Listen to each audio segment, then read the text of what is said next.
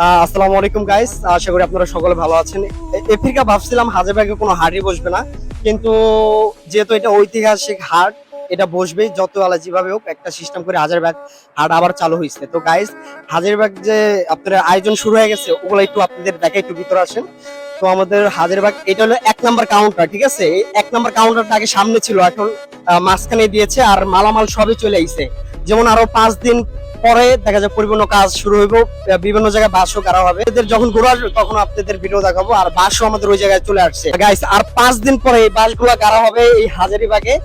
গরু লাভার আছেন তাদের জন্য সুখবর যে আমাদের হাজারীবাগে বাসও চলে আসছে। এখানে হইব না, কিন্তু এবার হবে, কারণ এটা আমাদের ঐতিহাসিক গরু হাজারীবাগের হাট। এটা হবে, এটা যেভাবে হোক কেউ বন্ধ করতে পারবে না আমার জানা মতে। কিন্তু বাসও চলে আসছে, সামনে গেটও আছে, পিস পিস করে রাখছে। আমাদের 1 নম্বর কাউন্টারের সামনে এখানে কিছুই কাজ করা হয় না, আমাদের বাজারে এখানে কয়েকটা বাস গাড়া হয়েছে, সেটাও আপনাদের আমি তাই যে